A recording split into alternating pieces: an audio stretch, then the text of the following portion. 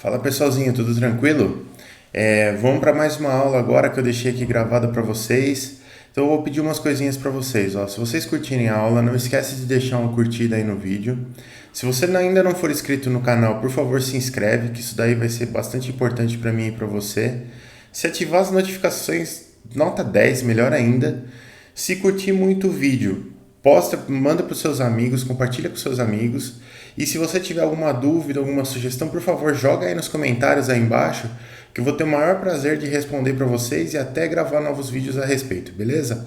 Valeu, galera, bora pro vídeo. Eu vou retomar um pouquinho do final da última aula para a gente ir se lembrando das coisas. A gente já viu alguns conceitos importantes, que são conceitos de juros, né, custo inicial, custo de operação, tal, não sei o quê.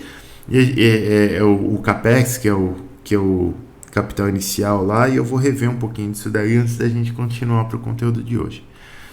Então, a gente está começando a segunda parte dos conceitos econômicos importantes para a nossa análise, que são, primeiro, o custo de aquisição, né, do seu equipamento, do seu material aí, depois a vida útil, né, e existem vários conceitos para vida útil, né, não é só o conceito de durabilidade realmente. Na verdade, para nós o conceito de vida útil ele vai estar muito mais associado a uma questão econômica do que de fato a uma questão de durabilidade, principalmente quando a gente está falando de capital investido, né, que é uma máquina, um equipamento lá que você comprou. Depreciação acho que todo mundo entende bem o conceito, né, que é você compra um equipamento e você começa a utilizar ele ao longo do tempo, e conforme você vai utilizando o seu equipamento ele vai perdendo valor, né? Se você for revender o seu equipamento ele vai perdendo valor, e isso é algo que precisa entrar na sua conta também. Depois tem o CAPEX, que são as despesas de capital, né? E essas despesas de capital, elas compreendem tanto a aquisição do seu capital, que é aquilo que você precisa para produzir o seu produto, quanto a manutenção desse capital, porque se você investiu um dinheiro, mas ele se tornou inoperante por algum motivo, você está realmente perdendo dinheiro. Então tem uma parte de você fazer a manutenção, que também é parte do seu investimento de capital. Depois tem o OPEX, esse X aqui do final é de Exchange, e o comecinho aqui, Cap, é de capital mesmo, Capital, né? E o OP é de Operation. Então você tem Operation Exchanges aqui, que são os custos operacionais. Os custos operacionais, eles... não é Exchange, é Expense, desculpa. Então, Operational Expenses aqui, que são os custos operacionais. Que... são os custos de você realmente manter o seu capital investido lá, mas eles não são, na verdade o conceito de CAPEX e de OPEX ele meio se sobrepõe. Por exemplo, aqui você tem despesas de capital, investimentos em bens de capital e tudo mais, e aqui também está incluso manutenção.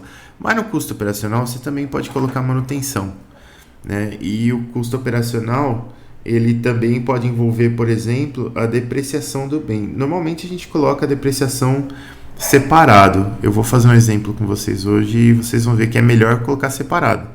Mas você pode colocar como custo operacional também. É só outro lugar que vai entrar o seu custo na sua conta, não tem?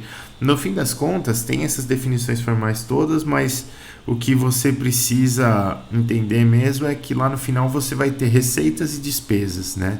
E se você subtrair as despesas das receitas, você vai ter um lucro ali que você precisa corrigir para o valor presente. É só isso. Então, despesas de capital, que são o CAPEX, são despesas de aquisição e melhoria de ativos. Beleza. Esses caras aqui são investimentos feitos levando em conta um horizonte de tempo de médio a longo prazo, porque são investimentos relevantes, né? Então, por exemplo, se a gente está falando numa empresa de aviação, eu estou falando de comprar ou de fazer leasing de aviões, por exemplo, e as devidas manutenções também, tá? O financiamento ele pode ser interno ou externo, sendo que no externo haverá taxa de juros. Na verdade, esse financiamento, você sempre vai pagar alguma coisa, né? Se você, mesmo que o financiamento seja interno, você pode pagar juros também para o seu financiamento interno, que é a prática de algumas empresas, ou se você simplesmente pegar o dinheiro do caixa e comprar alguma coisa, você está também pagando alguma coisa porque você tinha uma taxa mínima de atratividade para esse dinheiro que você não está ganhando, né? Vamos dizer que você tinha uma taxinha lá de, sei lá, 2% ao mês, por exemplo, e que na economia atual já é uma taxona, né? E você pegou $1 milhão lá para comprar, sei lá, um maquinário qualquer aí. Então, esses 2% que você estaria ganhando em cima desse $1 milhão, você não está ganhando porque você resolveu comprar a máquina. Então, isso também entra como um custo no fim das contas, porque isso vai tornar o valor futuro do seu $1 milhão maior, né? Ou o valor presente do seu $1 milhão hoje é maior do que o valor presente do seu $1 milhão daqui a 2 anos, por exemplo. Então você tem aí uma questão aí apesar de você não estar efetivamente pagando juros, mas você está perdendo valor porque você poderia estar numa taxa mínima de atratividade. Lógico que se você investir em uma máquina, você espera que o retorno que ela dê seja maior do que essa taxa mínima de atratividade, mas mesmo assim, né, alguma coisa ali está saindo. E essas despesas de capital, elas são motivadas por algumas coisas, tipo obsolescência de equipamentos ou tecnologias, necessidade de capacidade e funcionalidade de produção e questões de segurança também, né? Então, algum equipamento aí que já não está mais atendendo alguma norma, seja uma norma de segurança, seja uma norma para a produção do produto mesmo, uma norma de qualidade, seja um equipamento que tem uma produtividade mais baixa do que você precisa de um equipamento com uma produtividade mais alta. Enfim, várias coisas vão motivar a sua despesa de capital, que de novo não é só a aquisição de um novo produto, pode ser uma melhoria de um objeto que você já tenha na sua planta lá. Aí você tem os custos de vida útil, que são uma outra forma de você categorizar as mesmas coisas, né? Então, esses custos de vida útil, eles são os custos relacionados a um objeto engenheirado ao longo de sua vida de serviço, que é a vida útil do objeto. E aqui, essa figurinha aqui, ela está te mostrando que o seu custo de aquisição, ele é só a ponta do iceberg. Isso é um iceberg. Ele é só a ponta do iceberg, né? Então, você tem aqui o custo de aquisição, que é uma fatia grande, mas depois você tem custo de operação, custo de manutenção, custo de treinamento, custo de software. Nem tudo se aplica a todos os objetos, né? Mas você tem custo de teste e suporte de equipamento, custo de dados técnicos, custo de transporte, enfim, um monte de coisa aqui. Inclusive esse retirement cost aqui é o custo para você retirement e aposentar, né? O custo para você descartar, dispensar a sua máquina. Também pode ser um custo isso daqui. Então vamos lá, de custos de vida útil, os importantes. A gente tem aqui custo de aquisição, né? E nesses custos de aquisição pode ter um custo aqui de pesquisa e desenvolvimento, né? Então, às vezes você vai comprar algo, por exemplo, eu sei que no mercado de bombas é assim, grandes bombas, né? Uma fabricante de bombas, por exemplo, uma Sulzer da vida, ela não tem bombas prontas lá. Fala assim, você pega essa bomba aqui e resolve o teu problema. Eles sempre projetam uma bomba para aplicação, porque são aplicações muito grandes, né? A produção dessas bombas é muito baixa. Então é um negócio meio que sob encomenda. Então você tem um custo de pesquisa e desenvolvimento aí para você desenvolver a bomba que você vai querer. Aí você tem investimentos não recorrentes, né, que são os investimentos de você realmente, por exemplo, você vai comprar o negócio à vista. Então é um investimento que você faz uma vez só. Ou você tem investimentos recorrentes, que é o caso de você fazer um leasing, por exemplo, né? Então você não vai comprar de uma vez só, mas você vai pagando aos poucos esse objeto que você comprou aí. Pode ser uma estratégia também, tudo depende do valor presente final, que a gente vai ver daqui a pouco. Depois a gente tem os custos de manutenção, de sustentação, na verdade, que são as manutenções preventivas e corretivas, e os custos de uso de instalações também. Então, às vezes, não são só as manutenções, às vezes, dependendo da sua máquina, você precisa mantê-la dentro de uma instalação ou dentro de algumas condições ali, e essas condições ou essas instalações também têm um custo. E você tem custos de descarte também, né? Tem algumas máquinas que trabalham com, ou alguns objetos que trabalham com produtos especiais, então tem um custo de descarte especial para esse tipo de objeto também, por motivo de contaminação, às vezes contaminação de pessoas, às vezes contaminação de solos e tudo mais. Por exemplo, você vai descartar uma máquina de raio-x, é um negócio complicado, porque você tem um elemento radiativo ali dentro, é um negócio difícil e gera custos, né? Ou você tem, por exemplo, uma máquina muito grande que você vai aposentar na sua fábrica, então você tem que desmontar essa máquina.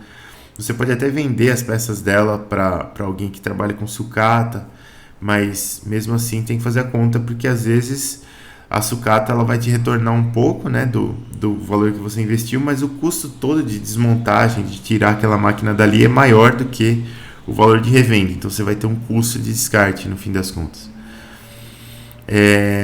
Aí você tem a análise de custo de vida útil, que é isso que a gente vai usar, por exemplo, para definir qual que é o comprimento da vida útil de um objeto engenheirado, né? Então, esse custo de vida útil, para que ele pode ser utilizado? Ele pode ser utilizado para avaliar e comparar alternativas de projetos. Então, você tem dois projetos diferentes que têm custos iniciais e custos de manutenção diferentes, e você precisa comparar esses projetos.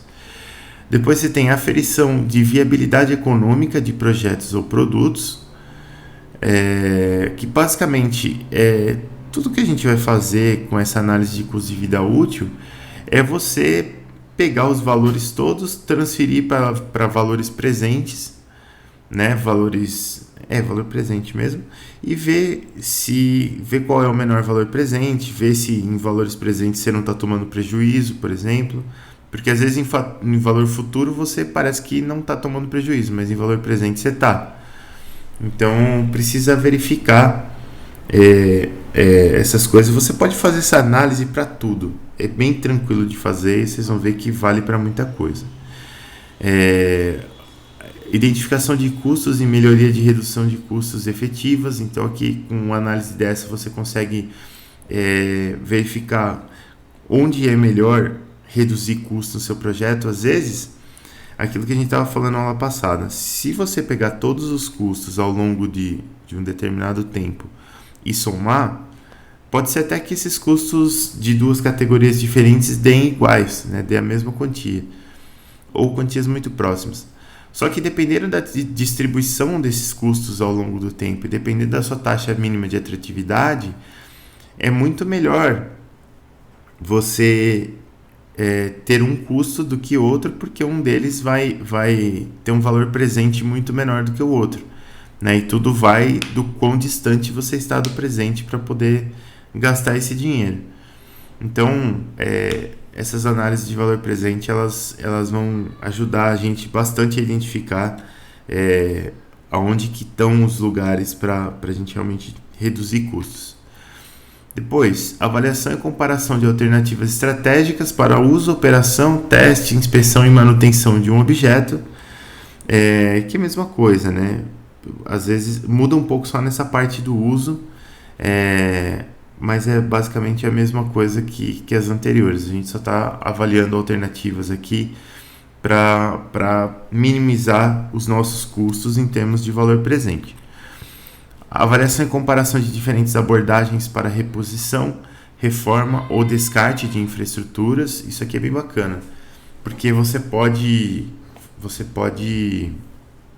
ter estratégias de você simplesmente reformar uma máquina ou fazer manutenção preventiva ou repor a máquina, né, ou comprar uma nova mesmo. Vai depender muito dos valores e das taxas que você tem, mas pode ser uma estratégia ou podem ser estratégias possíveis também. Depois você tem uma alocação ótima de recursos disponíveis para atividades em um processo ou melhoria ou desenvolvimento de um produto. Que, de novo, é exatamente a mesma coisa. Você avaliar os custos para ver qual que é o menor valor presente para estratégias diferentes, né? Se você vai melhorar, ou se você vai desenvolver, se você vai repor uma máquina. Tudo isso, falando assim, fica um pouco vago, mas vocês vão entender melhor no exemplo que a gente vai fazer. Planejamento financeiro a longo prazo também. Para analisar custo de vida útil, como que a gente faz isso? Primeira coisa que a gente vai fazer é determinar a vida útil do produto. E para determinar a vida útil do produto, tem várias estratégias, né? E hoje a gente vai ver a estratégia que é a mais usada, que é a estratégia econômica, né? Você, imaginando que o seu produto tem uma confiabilidade aceitável até o final dessa vida útil econômica, a gente vai estimar qual que é a vida útil desse produto em termos financeiros mesmo, até quando que esse produto vai estar dando lucro para a gente, quando que compensa trocar ou não. A gente também vai, depois de determinar essa vida útil, a gente vai estimar os custos relevantes, né, que são os custos de aquisição, manutenção, operação e descarte. Estimar o valor residual do item, que é um valor que eventualmente ele pode ter lá no final. Pode ser o valor de venda de sucata ou o valor de venda para mercado de usados, tanto faz, ele é um valor residual. Transformar tudo isso daí em valores presentes, obter o custo de vida útil somando todos os valores presentes, onde a gente vai obter o valor presente líquido, e repetir os passos de 1 a 5 para todos os objetos e estratégias em consideração para você poder comparar valor presente com valor presente. Né? Você tem que comparar dinheiro com dinheiro na mesma data, né? Se você mudar a data, o valor do dinheiro muda. Isso era especialmente crítico naquela conversinha que a gente estava tendo no começo da aula, onde a inflação era extremamente alta e aí você precisava, né, comprar as coisas no dia, porque no dia que você recebia, porque no dia seguinte era o caos. Vocês imaginam como é que era o quinto dia útil de cada mês naquela época, né? Era briga de foice no escuro dentro do mercado para pegar papel higiênico. Complexo. Beleza. A gente tem estratégias para reposição de equipamento capital. Então, só reforçando aqui, o que é o equipamento capital? É aquele termo que a gente vai utilizar para definir máquinas de alto custo utilizadas na produção de produtos ou realização de serviços. Então, o que é um equipamento capital? Para produção de produtos, por exemplo, a gente pode ter esteiras para mineração, a gente pode ter tratores para agricultura, quer dizer, é um negócio muito caro e indispensável ao mesmo tempo para a sua atividade. Você tem, para realização de serviços, você tem aviões para o caso de aviação, ônibus para o caso de transporte urbano, mesma coisa. Né? Elementos extremamente caros, mas que você precisa para a sua atividade. E para infraestrutura, você tem, por exemplo, a turbina eólica, podia ser uma turbina hidrelétrica também, para geração de energia.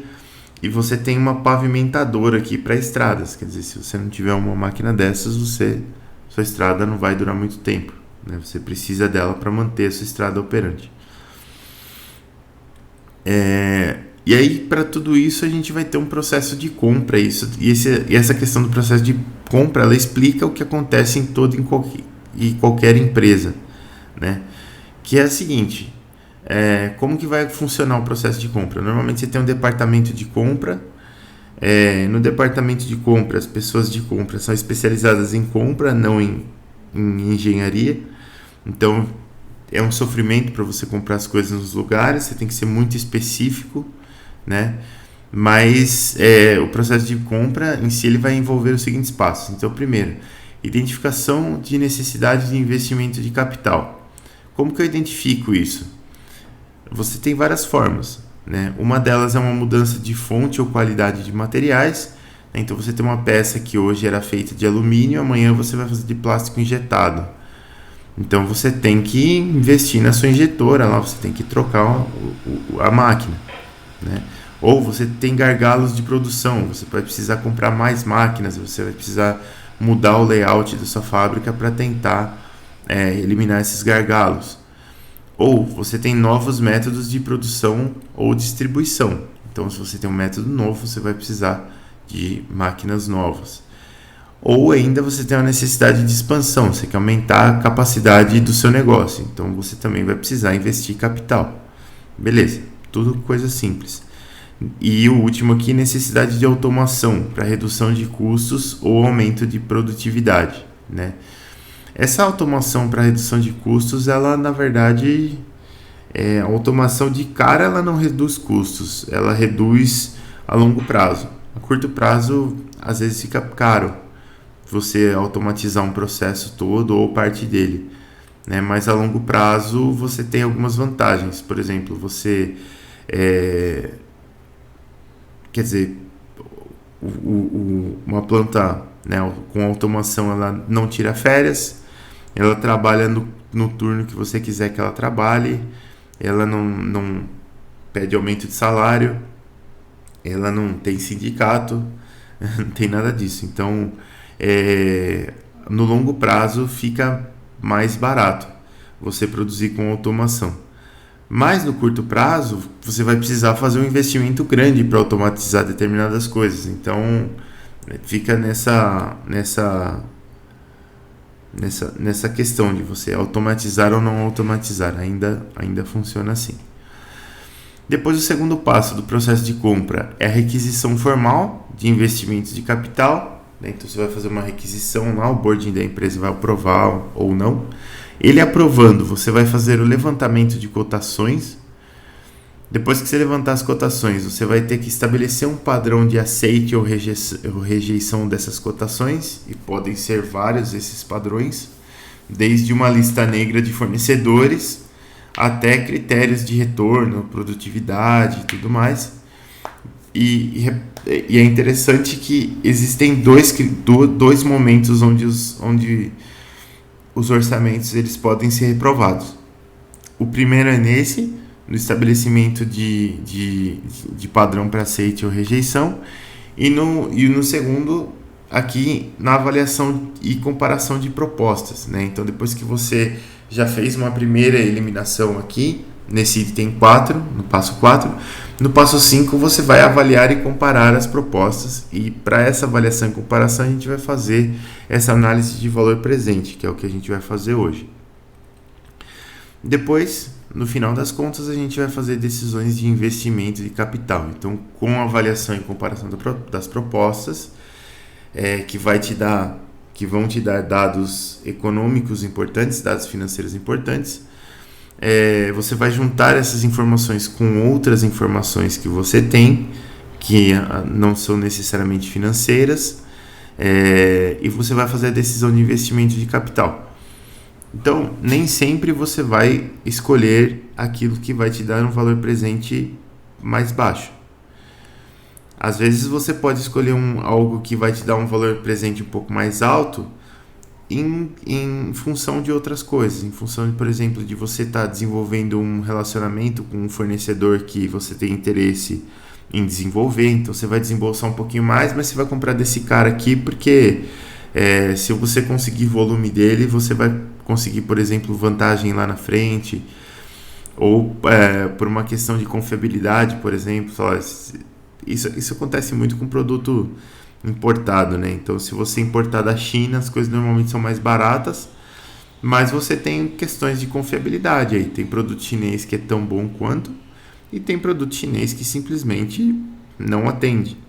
Então, se você vai comprar um produto chinês, por exemplo, você tem que dar uma olhada se é o mais barato mesmo que você está procurando. Eu sei de um exemplo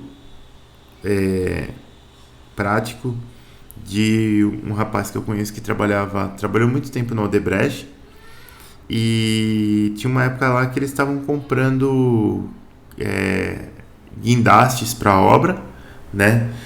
E eles estavam fazendo cotações para comprar guindaste, e o guindaste ele durava tipo assim 10 anos tranquilamente. E aí eles acharam um guindaste chinês, né, equipamento chinês, por um valor absurdamente menor, tipo assim, um quarto do valor.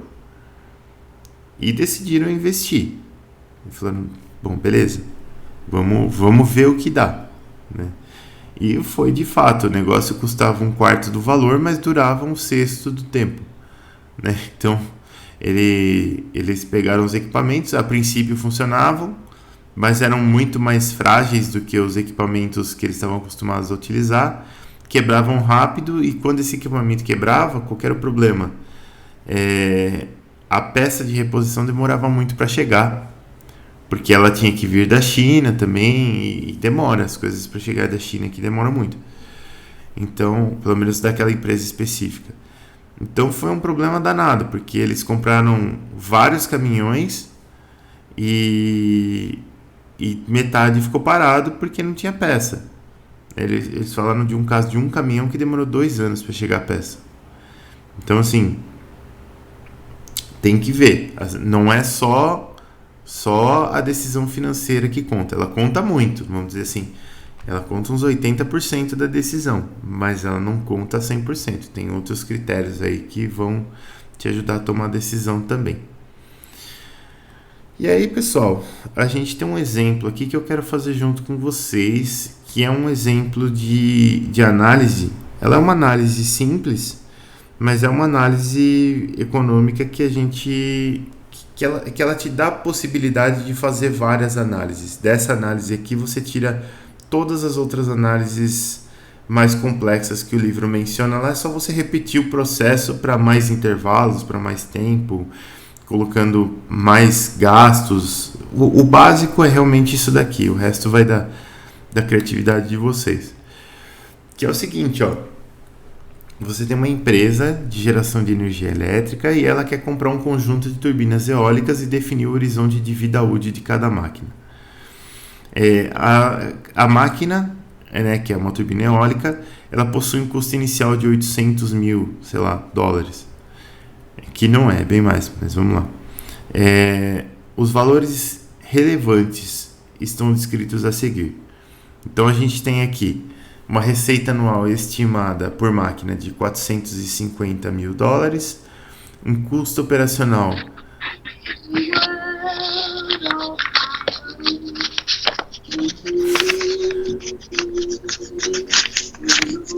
tá rolando um ruído.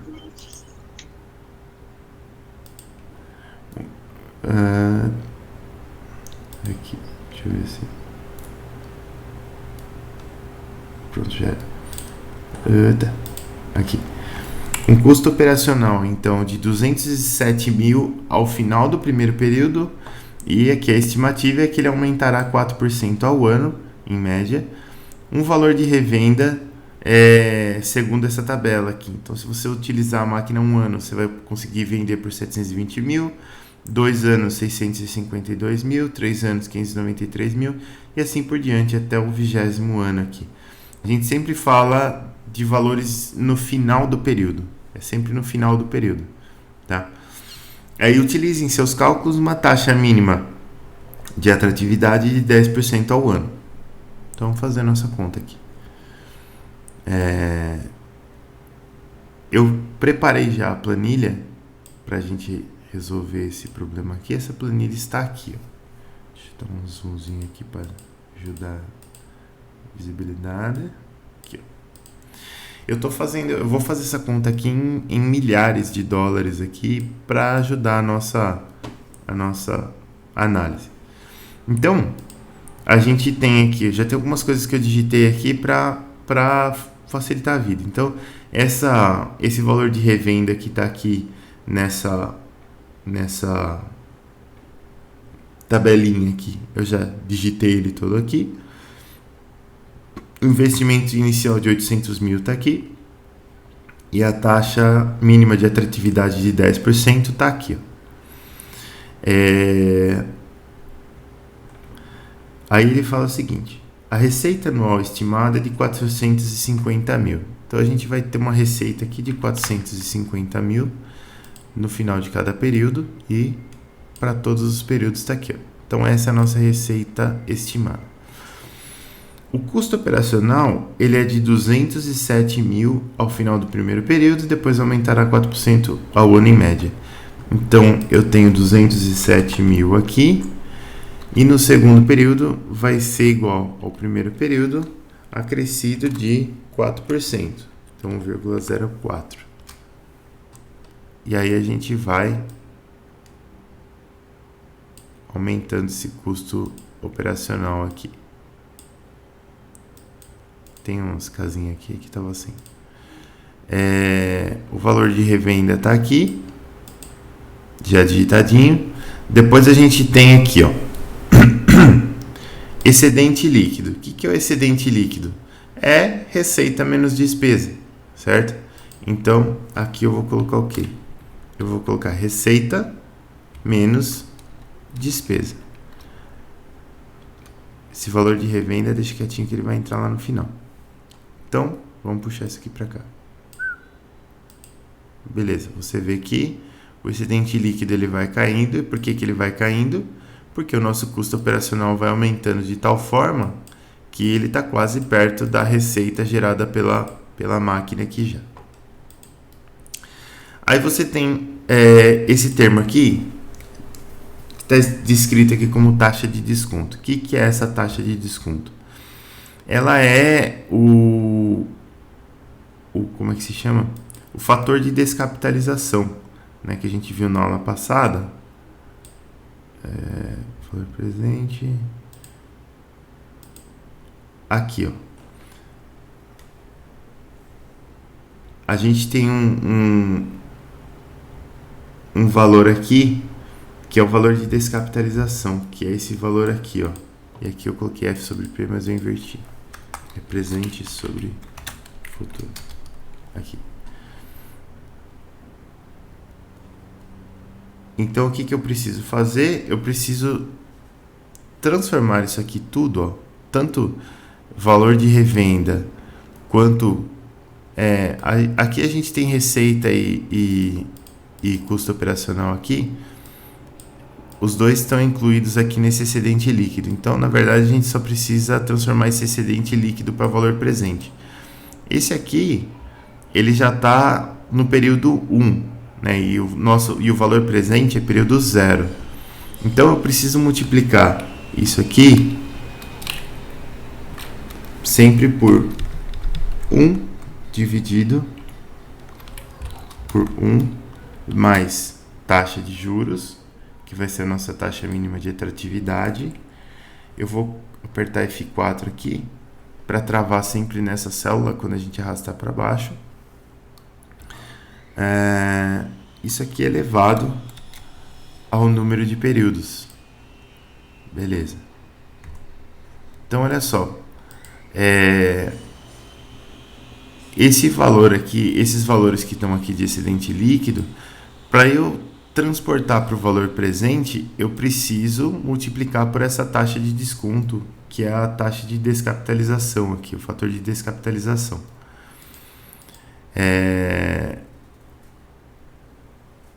Então, eu vou fazer isso aqui, ó. Puxar para cá. E repara que lá no final, depois de 20 anos, com uma taxa de 10% ao ano, o seu fator de descapitalização é de 0,15. Ou seja, por exemplo, 100 mil dólares lá na frente é a mesma coisa que 15 mil dólares no valor atual, né? Para você ver como que a taxa de juros vai comendo o valor ao longo do tempo aí. Aí aqui a gente tem o excedente presente. Então eu tenho o excedente líquido, né, que vai ser no período. O excedente presente vai ser o excedente líquido corrigido pela nossa taxa de descapitalização aqui. Então eu tenho excedente presente é o excedente líquido que multiplica a nossa taxa de descapitalização. Beleza.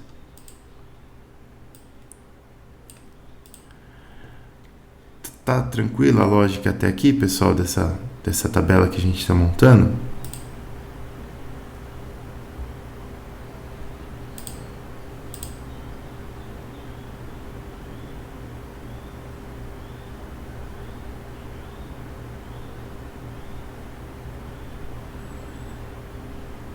Sim, né? Beleza. Essa lógica ela começa a pegar um pouquinho mais aqui nessa última coluna, mas vocês vão ver que é tranquilo. Eu tenho que transformar também o valor de revenda para o valor presente. Então, eu simplesmente vou pegar esse valor de revenda e vou multiplicar pela taxa de descapitalização. Então, o valor de revenda que multiplica a taxa de descapitalização. Tá.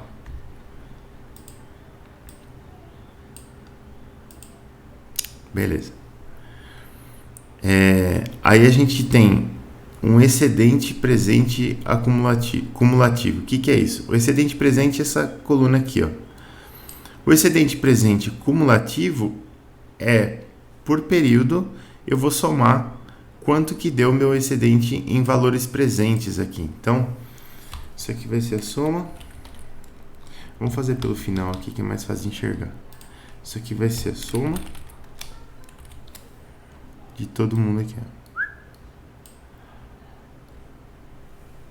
Só que no primeiro aqui, eu quero travar a primeira célula. Eu vou dar um F4 aqui. Travada a primeira célula. Então, a hora que eu puxo isso aqui para trás, o que acontece?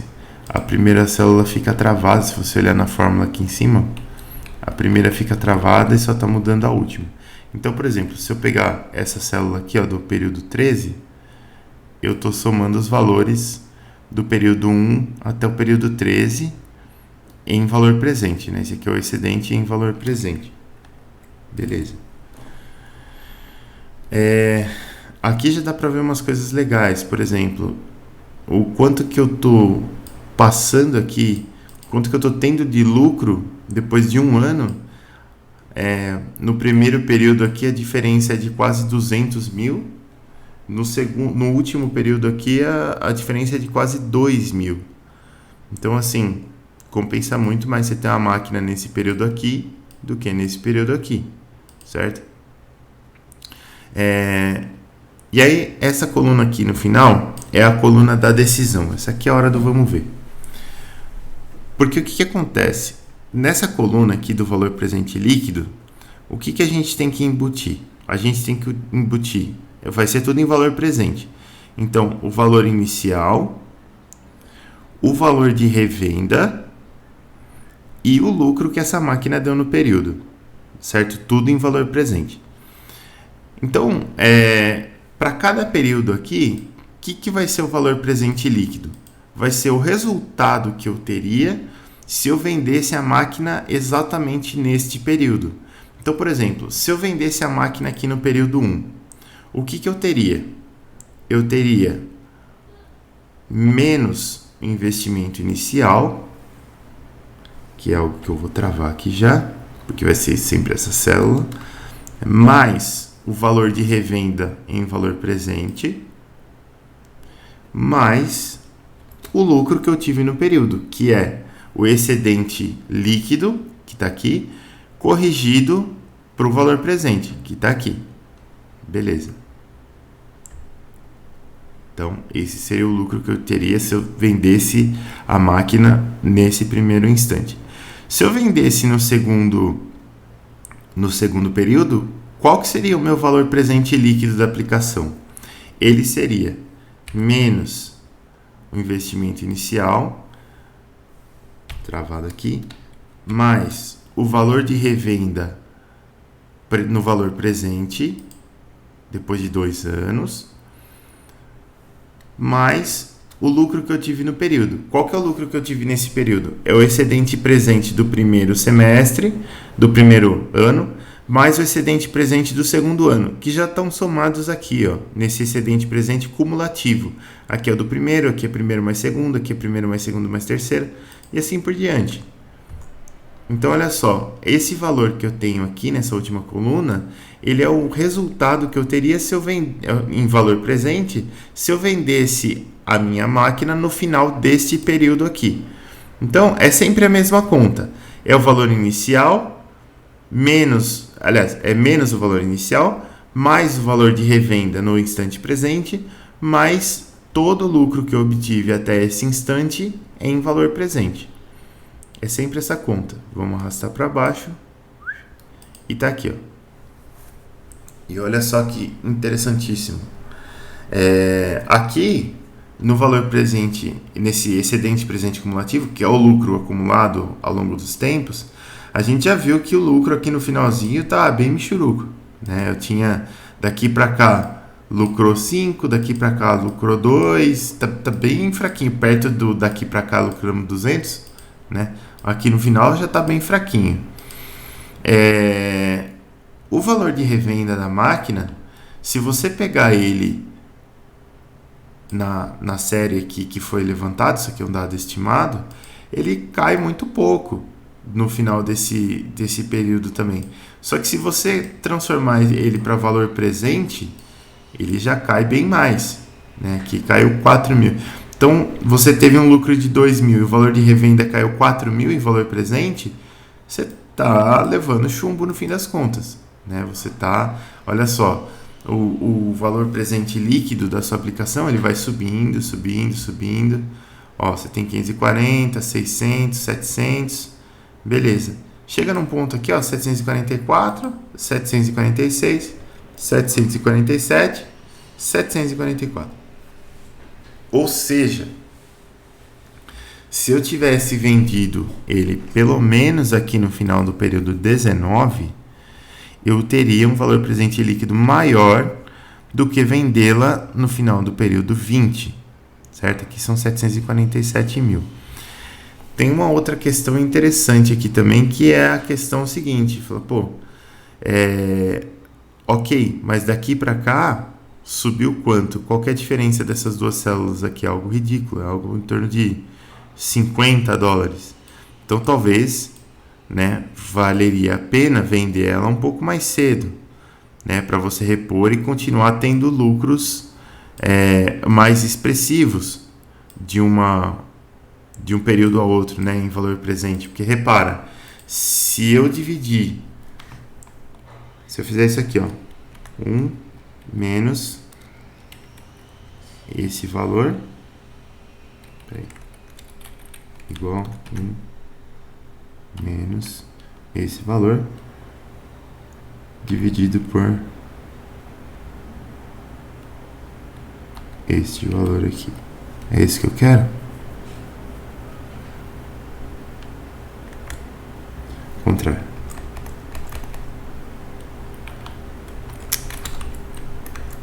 Menos. E aí, fiz bobagem. O Excel não está se comportando bem hoje. Igual 1 menos isso dividido por isso. Aqui. Aqui eu tenho a lucratividade. Vamos colocar isso aqui em %. De um ano para o outro. Aqui não vai dar nada porque, né? Que eu estou fazendo conta com texto aqui. Mas olha só, o valor presente líquido desse ano para cá, ó, né, tomando como base o depois aqui, ele daqui para cá foi 50%, 30%, 20%, 10%. E olha só, chegou no finalzinho aqui, ó, tá bem michuruco. Então, eu poderia pensar em, por exemplo, em trocar essas máquinas aqui a cada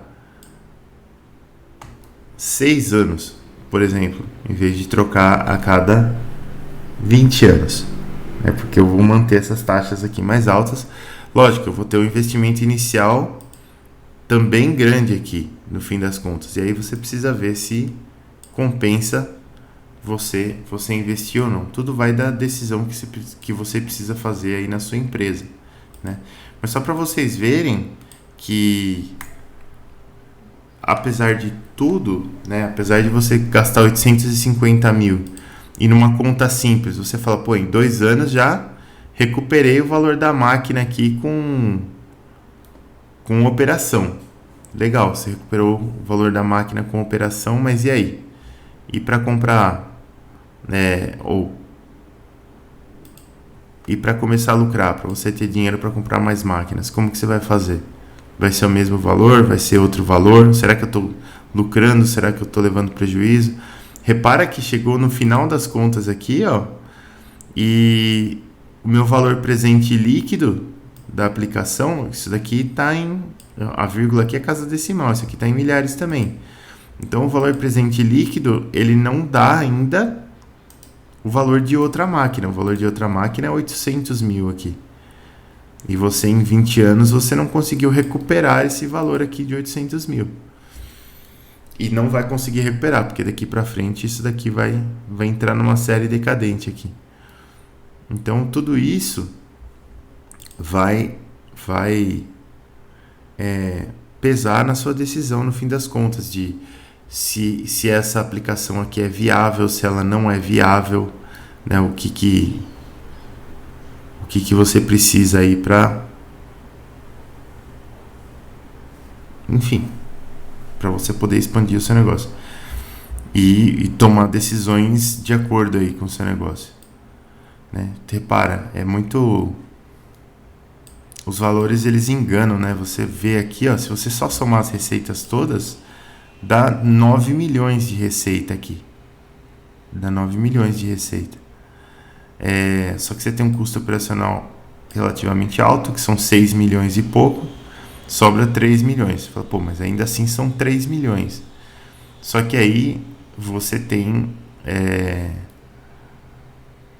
se você somar, por exemplo, os excedentes aqui, vai dar os 3 milhões que estava faltando lá, 2,8, quase 3. Mas aí você tem a correção pela taxa mínima de atratividade. Falo para vocês que essa taxa mínima de atratividade de 10% ao ano, ela está puxada. A gente poderia trabalhar, por exemplo, vamos fazer um outro horizonte aqui, vamos fazer essa simulação com 5% ao ano. Se eu fizer essa simulação com 5% ao ano, olha só, acontece algo parecido aqui no final das contas, né? A gente tem um aumento do valor presente líquido pequeno aqui no final, né? Comparado com o aumento expressivo que a gente tem aqui no começo, mas mesmo assim, mas ainda... E aqui, ó, o nosso valor presente líquido, depois de um determinado tempo, ele é maior do que o valor de uma máquina, né, depois do período 8 aqui, ó. Então você poderia aqui nesse período usar esse valor aqui para comprar uma segunda máquina, ou enfim, ou aqui ela está rendendo bem, então você vai deixar ela até aqui mais ou menos. Enfim, aí vai dos parâmetros que você define, né, o quanto que o seu valor presente líquido tem que aumentar de um ano para o outro. Aí vai dos parâmetros que você define. Mas você vê que apesar de a gente ter números, essas decisões, elas não são decisões simples de tomar, né? Qual que é o aumento mínimo de valor presente que você aceita de um ano para o outro, né? Aqui, por exemplo, a gente tem uma leve redução aqui, mas isso aqui já é ruim. Provavelmente esse aumento de 5 mil aqui, de um ano para o outro, quando a gente fez um investimento de 800 mil, também não é algo muito aceitável. Então a gente tem que pensar em algumas coisas. E aí tem algumas colunas aqui, para a gente fechar a discussão, que são colunas que você tem que pensar para fazer. Porque, por exemplo, aqui a gente está fazendo um exercício de futurologia, né? A receita estimada aqui, ela é uma receita que você está estimando, né? Tô imaginando que eu vou conseguir vender com essa máquina 450 mil dólares por ano de energia. Vou gerar isso daí com essa máquina. Mas e se eu tiver um problema com essa máquina, um problema sério? Se eu tiver uma quebra de peça que eu não estou conseguindo reposição tão rápido, ou se eu tiver uma turbina eólica, se eu tiver um ano eventualmente fraco de vento e não conseguir gerar essa energia. Então nessa coluna de receita a gente tem que ser conservador, né? Lógico que você ter um histórico em mãos, né, já te ajuda bastante. Você tem um histórico, por exemplo, nesse caso dos ventos, das características da máquina, se você já conhece a máquina, o fornecedor, quanto tempo que dura essa máquina, como que ela opera, quais são os custos de operação e de manutenção que vão entrar aqui no OPEX. Isso aqui tudo você precisa saber. E repara que só subtrair a receita do custo de operação também não te dá uma ideia muito boa do que está acontecendo aqui. Depois você tem o valor de revenda. Esse valor de revenda aqui, ele é muito crítico também, porque quando você levanta essa série de valores de revenda, se você conseguir levantar, você levanta essa série de valor de revenda olhando sempre no futuro, né? Então, quer dizer, eu vou ver hoje por quanto eu consigo comprar uma máquina com 20 anos de uso. Por $270 mil.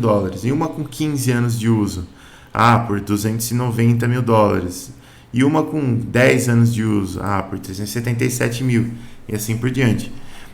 Então você está vendo sempre no dia de hoje, olhando para o passado. Então isso daqui vai vir sempre em valor futuro. E você tem que necessariamente corrigir isso daqui para valor presente.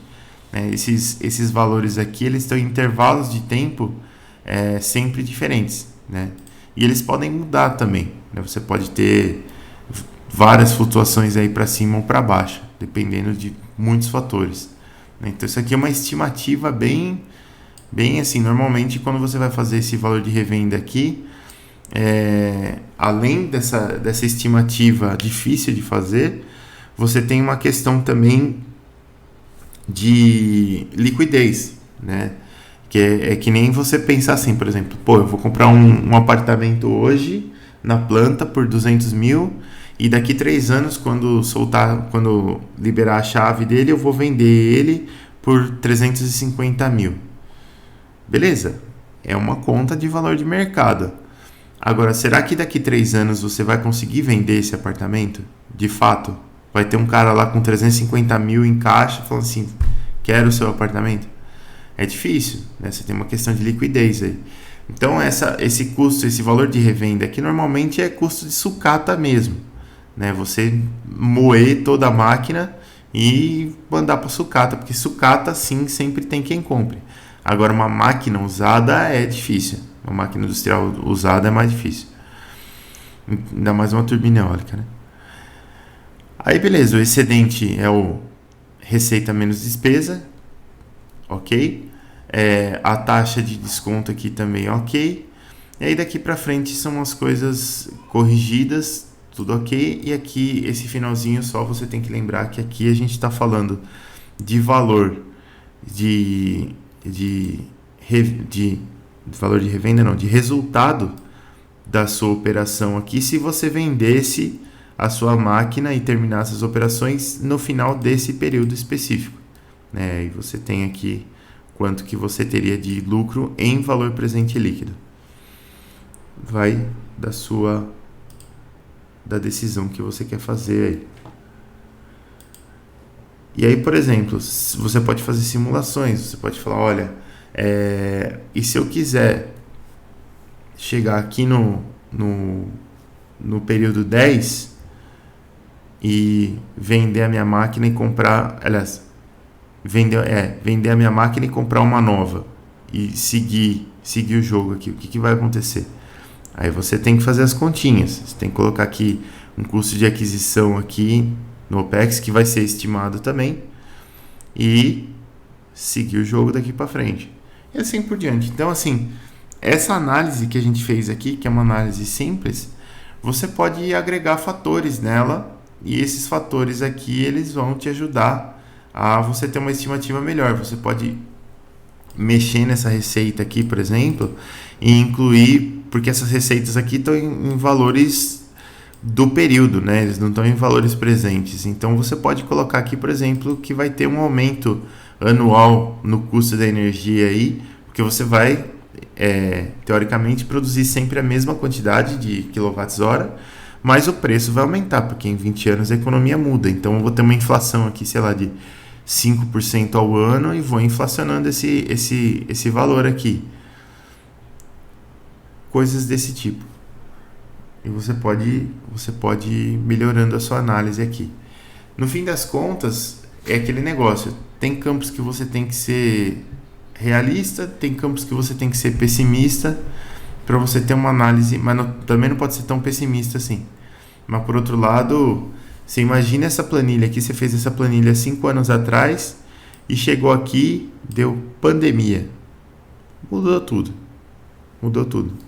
Então aí a decisão já está tomada e você não vai continuar com essa planilha aqui. Você vai fazer, na verdade, um balanço de quanto dinheiro você ganhou naquele ano, tá? Totalmente diferente.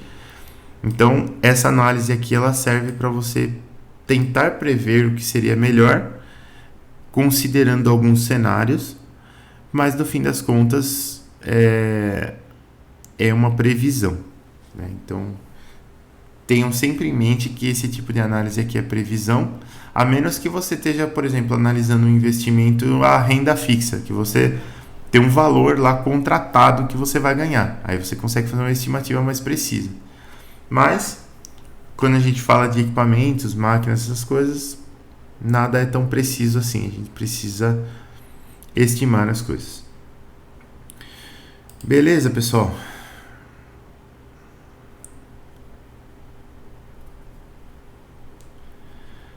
Então, essa era a última parte da análise de custos aí para manutenção. O nosso custo de manutenção, tudo aquilo que a gente viu, ele vai influir muito nessa coluna aqui do OPEX, né? Então, você vai ter planejamento, você vai ter demanda de manutenção, você vai ter carga de manutenção, um montão de coisas que você vai ter que incluir aqui.